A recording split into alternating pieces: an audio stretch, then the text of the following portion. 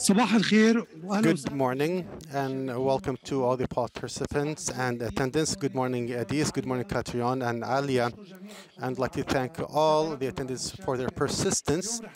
Today we will talk about cross-border investigations and environmental journalism.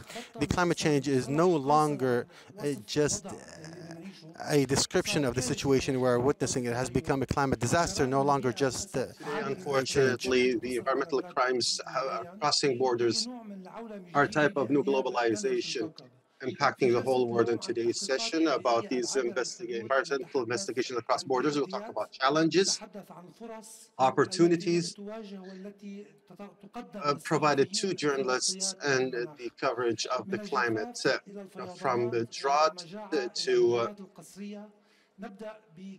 we'd like to start with Katriona Murdoch, the partner of Global Rights Compliance and the head of accountability and famine.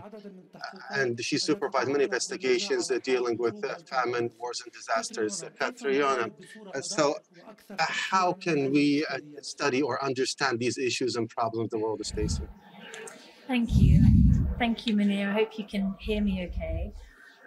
I want to thank everyone for this opportunity to speak today, and for all of you, Rowan and her team, who've put this incredible festival together. So I'm one of the partners at Global Rights Compliance. It's a hybrid international law and development firm. And we specialize in, as Munir said, on-the-ground investigations, international criminal law, international humanitarian law, and human rights as well. I think we need to be a bit closer. Yes. There we go.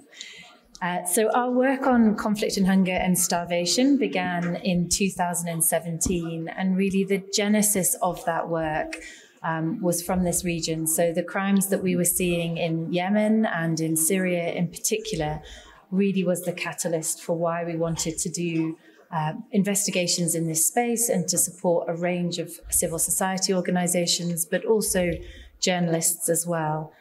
And over the last 4.5 years, we've worked very closely with a number of frontline correspondents, a number of journalists, training and seeing what information we can use and collaborate together. So we've also worked with a range of state and non-state partners, as well as working towards accountability for the crime of starvation. So I want to frame this morning's panel, as Munir has said, by considering what the challenges might be in reporting on this complex issue of cross-border environmental crimes and cross-border investigations that, for our organisation, include starvation. And as well as those challenges, what are the opportunities for journalists and for those in my sector to meet those challenges? We've worked, as Munir has said, on a number of these investigations from Syria, South Sudan, Yemen, Tigray, and now, of course, with Ukraine. And I think through those experiences, there's been a real opportunity to collaborate and share expertise. I think there's also both a resource and a synergy between our world in international criminal law and your world as journalists. And there's a lot that can be maximized. And I think it's a relationship that is often overlooked. So if I can take the first point about environment and what we would describe as myth busting.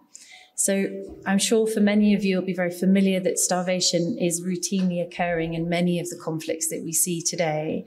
But it is a hugely unreported and misunderstood crime and human rights abuse. One of the common myths that perpetuate and surround starvation is that it is mainly caused by environmental disasters, or it has natural causes. As a result, the reporting, especially in the English-speaking world, often focuses on humanitarian needs, human suffering, and very rarely does it focus upon perpetrators and those who may be responsible for this crime. So there is an urgent need to increase the literacy around the notion of starvation violations. And I think this is where good journalism, strong investigative journalism, can play a really important role. So in terms of myth busting, starvation is much more than just food insecurity. Any deprivation of an object indispensable to survival would constitute as part of the war crime. And what we mean when we talk about an object indispensable to survival is not just food, it can be water, shelter, clothing, medicine, electricity, energy, anything that is indispensable to survival. And that will change depending on the conflict and the environment itself. A criminal conduct of starvation could also be burning farmlands, it could be destroying agriculture, destroying the environment. And these are the things that are intrinsically linked in many countries to people's livelihoods and an ability to survive. Turning then to the cross-border element of this crime, conflicts, natural disasters, and starvation all share cross-border elements. And as such, the investigations that we've done really inevitably, they cross borders. They don't tend to stay within cross-border, they don't stay within the country itself. In our recent report on South Sudan that we released just over a week ago, we investigated the mass displacement of millions from South Sudan into Uganda. In addition to a wide variety of crimes, particularly sexual and gender-based violence, we uncovered that a critical and unexplored reason for that displacement was the destruction of people's land, of their agriculture, of shelter, and of course of their farming. We didn't have time or the resource to explore in a deep depth the environmental impact of the long-standing impact of that conflict and the tactics that they use, but it is certainly a worthwhile investigation for any journalist or organisation looking or working in that region. Similarly, in Yemen, Syria, Tigray, and now Ukraine, where we see this tactic playing out time and time again, and whether that would meet the threshold of the ICC crime of severe damage to the natural environment, which would be clearly excessive in relation to any perceived military advantage. So another aspect to the cross-border dimension to starvation and environmental investigations is that in many instances and in certain contexts, investigations will be conducted from a cross-border perspective due to access issues. So very often we are unable to get access into country for a variety of reasons.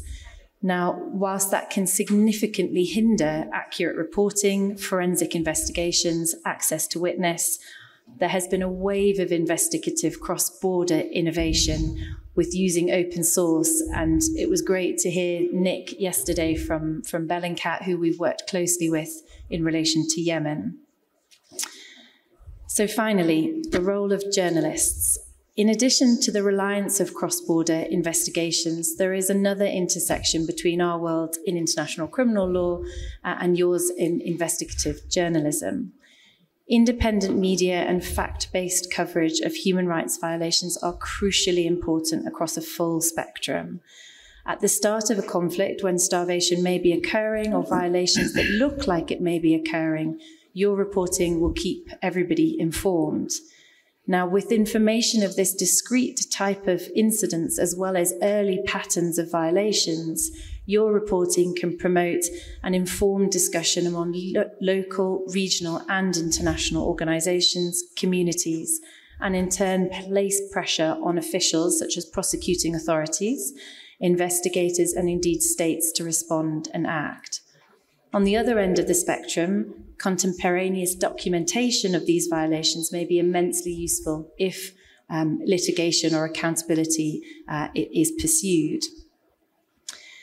I'm going to end with a quote from a very senior law lord of England and Wales who was very instrumental in relation to the rule of law and journalism. And he said that in a modern democracy, the media has a crucial role to play. As has been said, the proper functioning of a modern participatory democracy demands that the media be free, active, professional, and inquiring. So I would like to end by calling and encouraging anybody with that mandate and in investigative journalism to look for this crime and really call it out when you see it.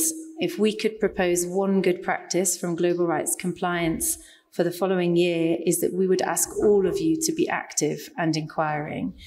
And in instances of conflict where you see these types of violations, deprivations of food, water, livelihoods, farmland, to call it out and consider that underlying criminality in your reporting. Thank you.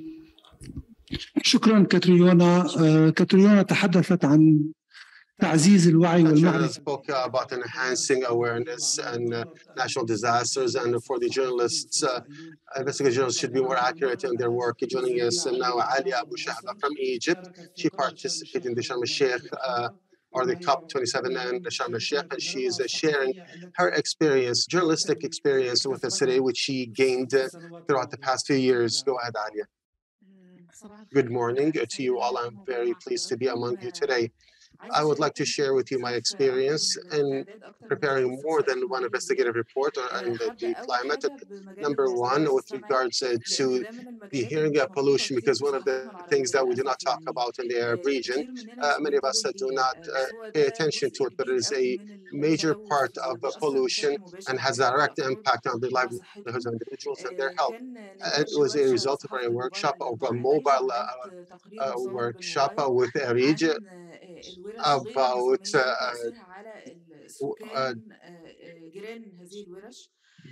the workshops, which illegal workshops and their impact. And this documentary, I brought a specialist who talked about the impact of hearing pollution and all the diseases which it could cause and its impact on different ages.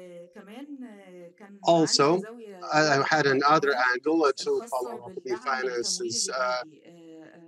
Egypt, the Nile Delta is about to face or to be drowned due to climate change, specifically Alexandria on the Mediterranean.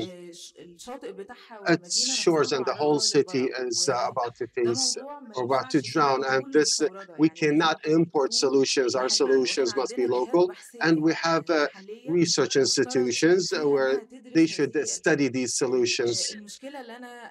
The issue which I raised in my investigation, that Egypt collected a great financing from the Green Climate Fund, and they should have set procedures for adapting and how the environment can adapt with the climate change which is occurring. But what happened? Millions were spent on non-scientific solutions which led to the acceleration of the climate change, and the shores themselves started to disappear, and the waves started to come and remove the whole shore, and every year they started to build the shores from zero. So in this investigation, I followed all the finances, where they're going, where is the Egyptian scientific research which could resolve this issue or global issue. But the solution must be fully Egyptian. We cannot import any solutions. I also had an investigation last year about the Egyptian turtles, which are facing extinction, about the land and sea turtles. And here I had to explain to the readers the importance of biodiversity, because also as Arab journalism, and as well as Egypt, we're not too connected to biodiversity. We do not have a connection to animals, the importance of their existence. And I had to clarify what is a food chain, and I had the ecological system, and it had to be integrated, and the food chain, we cannot have any creature disappear from it. And here there was a weakness in legislations and the trade of these turtles, and we did not have laws to protect them until now, as well as importing them and smuggling them from Libya, and the trading with its blood in the local markets in Alexandria, because there's a myth saying that the blood of the sea turtle is a sexual stimulant. So we found that the legislations were very weak, and there were just minor efforts from the civil society in cooperation with Mohammed Abu Leila, my colleague. We had an investigation about hunting migrating birds in Egypt. Egypt is a key uh, station or for all the birds coming from Egypt and some coming from Asia. But unfortunately, Egypt is the first Arab country with regards to hunting migrating birds who are using illegal methods and inhumane methods and hunting these birds. Half of the birds which are hunted are facing threat of extinction. And we had a bird which Egyptians like to eat. And through our scientific research, we were able to cover the areas which we were not able to cover for security reasons. In North Sinai, we cannot cover it for security reasons. So we communicated with researchers who had investigative researchers in these areas, and we spoke to them. And also, what made our investigation different from Western stories about this topic is we want to talk to the hunters locally, want to know their reasons, and we found that there is no social framework. And here we also use scientific research to reach a research and showed how these need a social and economical framework. Thank you, Alia, and bless your work. One of these investigations is here in this hall and had a great impact.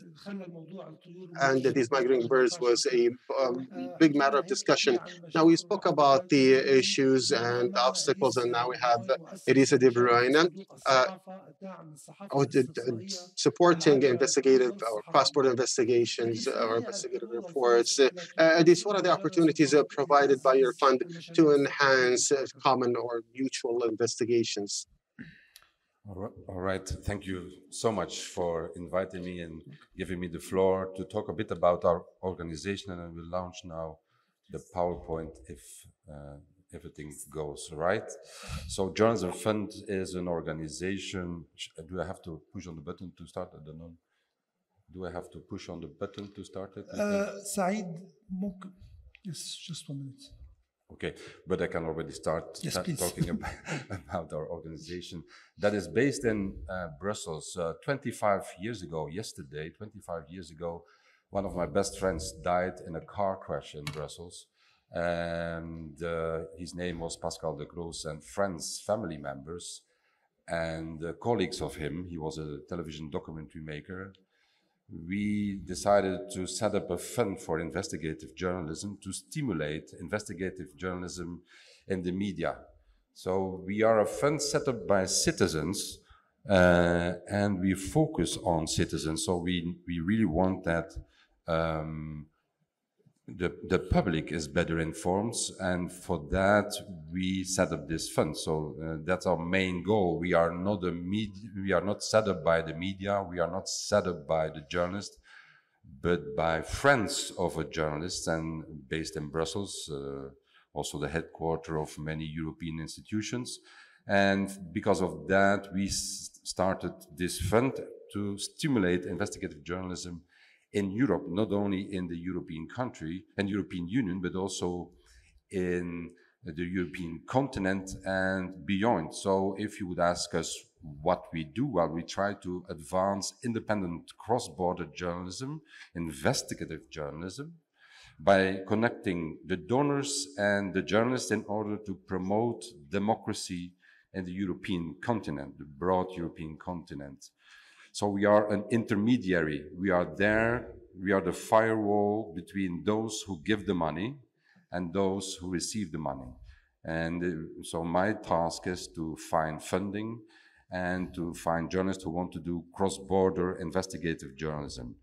So promoting and improving the profession of journalists is one of our main things. On top of that, facilitating in that cross-border journalism, creating the possibility to develop journalistic skills. We support organizations who are willing to develop some trainings for journalists, specifically in the field of environmental journalism, because we have a lot of money there, thanks to one of our donors. The money is coming from all sorts of organizations, so we have a diversity of funders. I think we have more than 10 or 15 foundations, private foundations from all over the place. Arcadia Fund, Decim Foundation, Stavros Niarchos Foundation, all these kind of private foundations. And on top of that, we are also supported now by the European Commission with 2 projects and the Flemish government. The main thing is, what we think is the main thing that we do is to stimulate journalists to collaborate. And I think this is that's why I'm so pleased to be here, that also here, Arabic-speaking countries, I really want to stimulate and ask them to collaborate. You can empower yourself by collaboration cross-border. And for that, we have grants. We have grants for journalists and also for media outlets. So the advantage of that, maybe I should emphasize that once more, is that journalists, how do we see that? That journalists from different countries pool capacity to do the research and publish each of them in their own country at the same time, if possible. So that's the main thing. We see a team of cross-border collaboration that doesn't have to be a very big team, but if you are with 2, that's already a team for us, and that's already a collaboration cross-border that can already set up some, create some fuss. So you have the same problems. You can share if somebody is good in this and somebody else is good in that. You help each other, and it's also a way of protecting each other. If you publish in 3, 4, 5 countries at the same time, it's much more difficult as a company to attack you, because if you attack one, you get the rest on your neck. So, and it generates more impact than if you only publish it in your own country. So you need a common language. Arabic is fantastic. So, and you need some research methods, and you need a team who can discuss about the budget and who has a research plan and a general and a topic that they can work on. So I want to promote this one because this is our main grant program. The next deadline is on Thursday, the 12th of January, is the Earth Investigative Journalism Grant Program. And we have 4 calls a year, and the next one is a call of 700,000 euros. And it's for collaboration between journalists or media outlets cross-border. The main thing we ask is that it's also in the interest of the Europeans. So we would like to stimulate you to look for a European journalist and to collaborate with that European journalist on a story. And it should be, of course, a story that is also related to the European public. It can be anything. It could be about waste, biodiversity, water pollution, air pollution, energy, all that kind of stuff, and all that kind of stuff. And I have a small example here that maybe the people are here who did it. It was a collaboration between 2 Danish journalists and somebody from ARIJ. It was about a Danish company who put energy plants in Lebanon, if I'm right, and they polluted the whole area, and so we paid for the investigation, and they published in 3 languages, in Lebanon, in Denmark, and also in English. Okay, so that's these kind of stories is what we are looking for. So if you scan this QR code, then you will see. You immediately will see all the application process, how it works, the eligibility criteria, and that kind of stuff. So please visit us, and I really want to urge you to also take contact with us. We can help you with the application form. We can help you with your budget. We can help you to find a journalist in Europe. These kind of questions you can all ask us, and while I'm here, you can ask me also. Thank you. يعني شكرا إديس. هذه دعوة. Thank you very much. This is an invitation, direct invitation to all the journalists to come out from your small circle and cooperate with your colleagues in Europe to produce cross-border investigations supported not only financially, but also technically with expertise. And this is excellent. And we have a large number of colleagues who we wish they could benefit from this opportunity. We have also our colleagues from ARIJ who produced this investigation.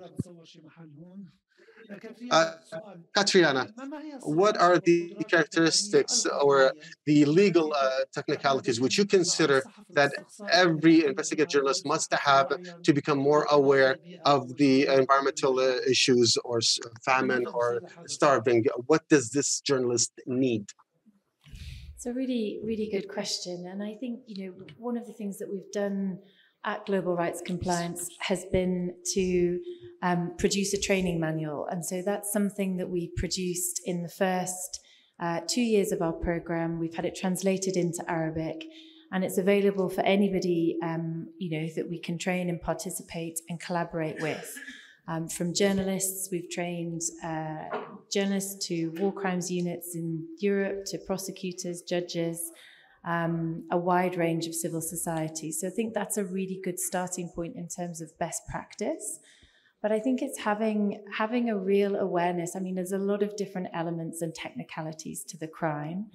But I think that the key message that I would want to give today is having an awareness when you are seeing situations, a humanitarian crisis, food insecurity situations, to go into that having an awareness that there may be a perpetrator behind that this is not some inevitable consequence of conflict.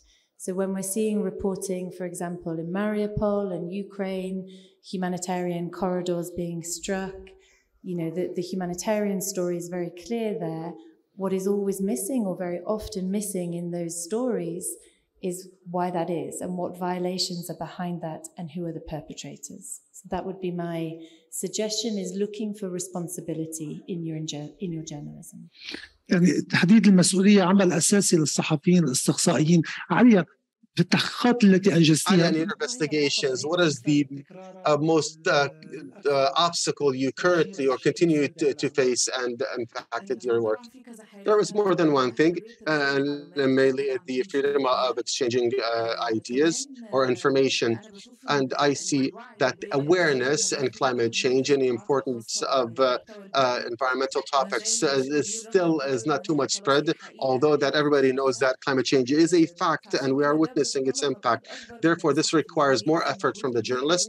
They spend great effort to be aware of all aspects of the story, to know how to explain it and how to explain its impact on our livelihoods. And the first issue is people come and tell us that you're talking about birds who are dying. What's so important about that? People are dying.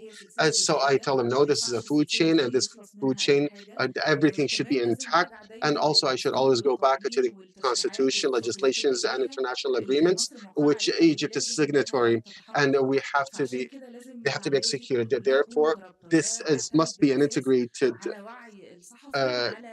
matter, and this depends on the awareness of the journalist and to be aware of all the details related to the idea and to start to convince his readers. So apparently the lack of environmental awareness is a commonality among everyone we're hearing from. These, what are the training or specialties which you, Journalism Fund, can provide to journalists? Is it the general training or? Yeah, we have trainings ourselves. We organize trainings with other organizations online, so everybody can attend them, and you will find in the coming weeks, months, all the trainings that we have done in the past.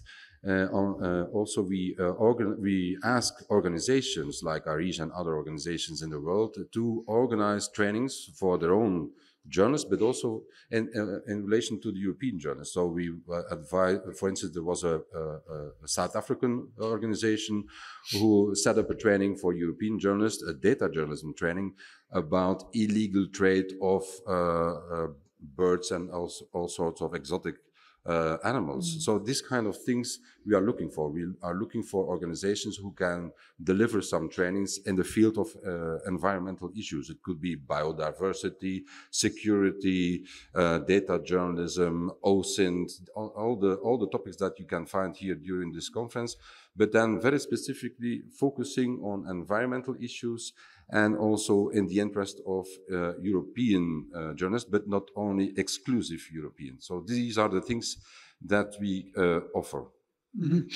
عفوا إذا كان هناك أي أسئلة من الحضور أو من المشاركين. Or the attendants. أنا خلود العامري, journalist from Iraq, a member of the network of Women for the Climate, established just 2 weeks ago in Iraq. We established it. My question is related to solutions. We have a problem with climate issues, and we set the issues as they are. We do not set the solutions. So a journalist, when he deals with any matter, or a specific issue, whether pollution or water or desertification, any matter, it must include solutions. In your opinion, how can we develop these solutions among journalists who are talking about or writing about the climate? In many matters, we only set the issue, but we never give the solutions. Who is this question directed to? Well, thank you for the question. I'm not specialized in the field of solution journalism, but I think one of the first steps I would suggest is that you look for the good practices where it's going. So if you do comparisons, if you collaborate with somebody in another country where they do it in a better way in terms of transportation, how they deal with waste, I think if you compare with another country where you think it's better, you have already a kind of first step solution. So that's what I would suggest in a nutshell. هل لديك تعليق على هذا السؤال أو إضافة؟ Sorry, didn't get the translation. Oh, no, nothing to add. No. يعني Maybe I can add that there is also something as a solution journalism network. So you should talk to them. اوكي هلا عادة يعني طرح المشكلة بشكل هيك So دقيق. usually to setting the issue and focusing on the matters, this is the first step towards the solution. Manar Al-Zubaydi, a journalist and executive director of Women Enabling in the Media in Iraq. To be honest, the focus on environmental journalism is very important. It began in Iraq lately because of the climate changes which occurred in Iraq, specifically in mid and south Iraq in agricultural areas and in the marshes. The issue is that the actual need is for the journalists to be able or enabled with their tools to monitor the issue and to discuss it, as well as obtaining studies, specialized scientific studies, as mentioned by Christiana, saying that they're very important, or our colleague speaker, which is very important in investigations. But as for this collaboration between journalists, which we can work whether internally or cross borders, even outside the Arab region. The similarities of the climate change, is it a condition to produce such investigations cross borders or no? Well, indeed, both sides, the two partners, the journalist in Europe and the journalist in Africa, they need a kind of topic where they can find each other, and that is interesting for both sides. And so, even at one side the story is a very positive story, it's difficult to publish. It's only bad news that is news, of course. And but it's so difficult to find a topic that is in the interest of both continents. Most of the environmental topics are global, and I think it's not that difficult to find some topics that are in the interest of both sides. نحن الصحفيين العرب نجد هيك احيانا ممانعه في التعاون. Usually, we find it difficult to cooperate between us, and we find Europeans perhaps it could be more difficult. Yasser Al-Maktoum from Morocco. My question is related to the challenges of investigations when publishing them locally. And this could be a collaboration of different journalists from many countries, or could be published on a global platform, talking about the legal challenges of publishing it on a local platform.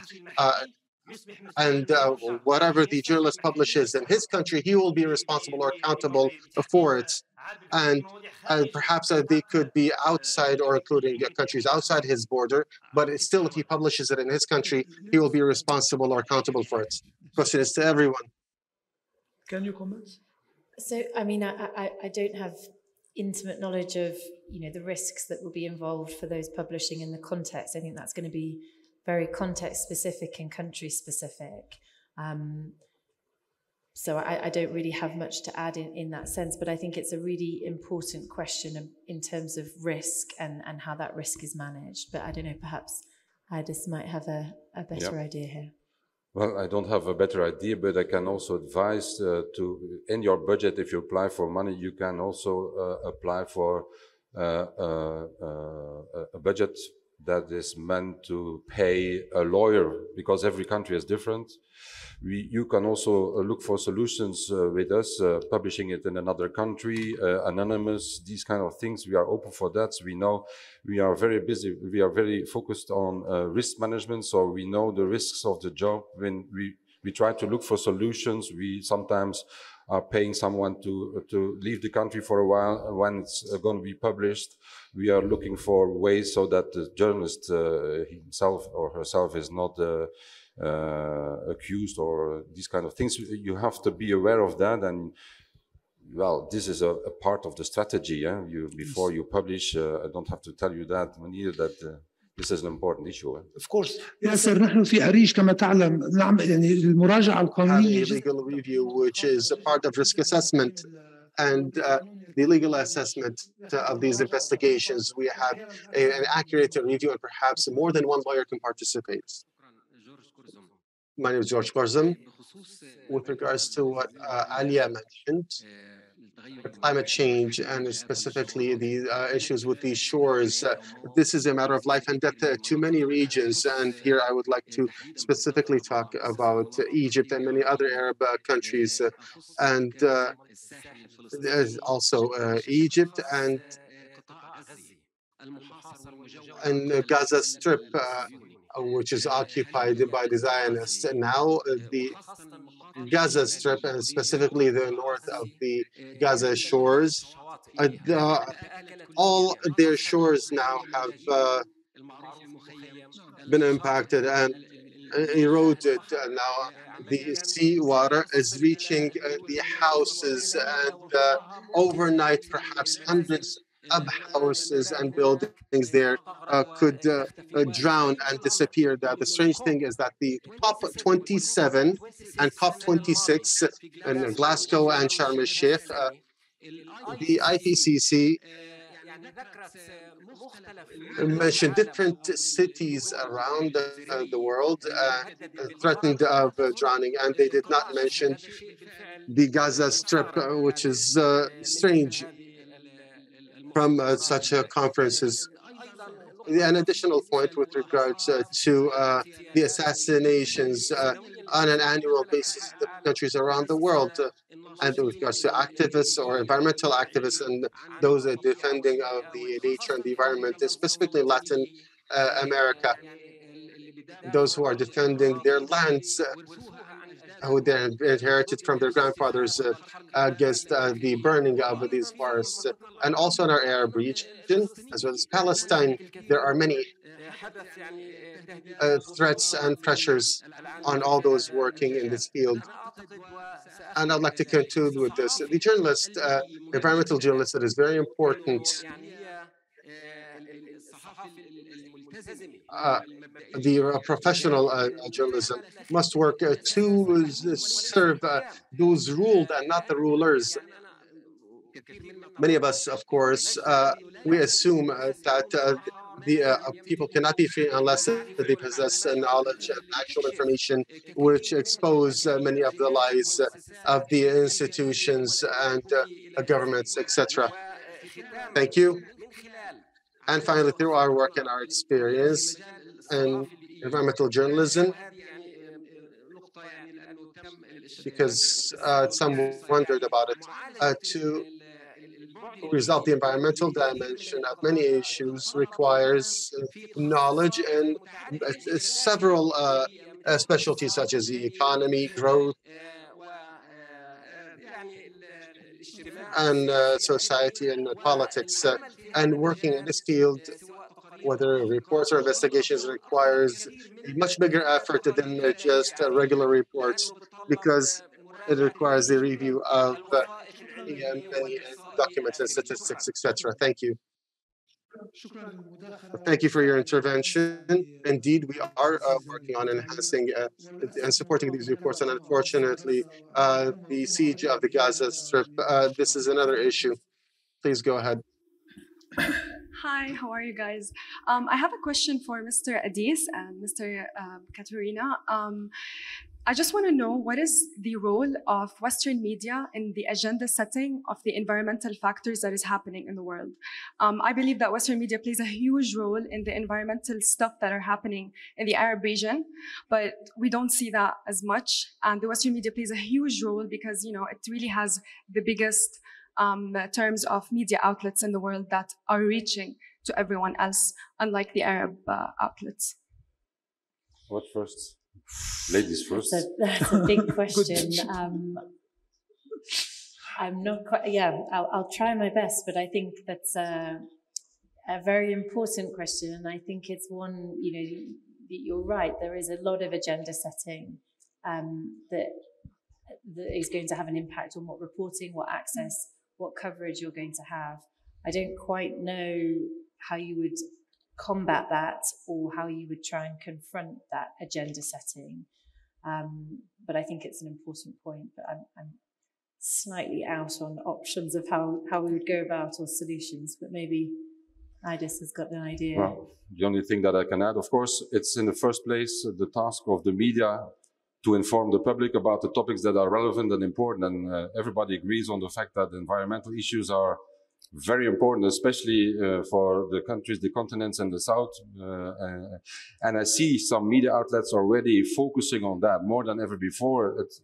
I see, for instance, The Guardian has a very specific team that is focusing on that. You see in many big media outlets that this is the case. In many European countries, you have media outlets who are specialized in the field, but I see also networks of journalists who can't do their job in their own media outlet. They gather now, and you see now popping up networks of journalists who are digging in some very specific topics. And I think I have much more, I see much more potential in the collaboration of journalists who are pushing the topics bottom up than from the media. We are very much more focusing on journalists than on media. We believe that the journalists can push the agenda.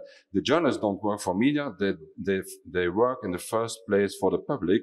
And that's why I truly believe that everything has to come from the journalists and push them, if we can help them by giving them some money, so to convince their editors-in-chief. I think we are already a step forward. Thank you. بتمنى إجابة منيحة. تفضل. في أسئلة كثير من الحضور. We have many questions. We will try to take them all. Let's see who's next. Good morning. Sahar Al-Maliji from Masr Al-Yawm. I would like to congratulate you, Alia, for your investigation with your great efforts. I have a personal opinion with regards to climate journalism, and despite of the many obstacles which we face, but the climate issues currently is much easier to talk about than 10 years ago. Dr. Mustafa, God bless his soul, in 2010, and throughout the 10 years, he was talking about the climate changes, and everybody told him he was a liar. Kindly ask your question. We wanted a clear question. So many obstacles for journalists working on climate issues or environmental issues. I believe they're not attractive to the popular societies, or to some societies, especially that they're taking a very long time and could continue for over a year. What is your opinion, Alia, and overcoming these challenges or obstacles? Also, the majority of the media outlets publishing these topics are specialized and not just daily newspapers, because any reports written in the daily newspapers require much less work or less time.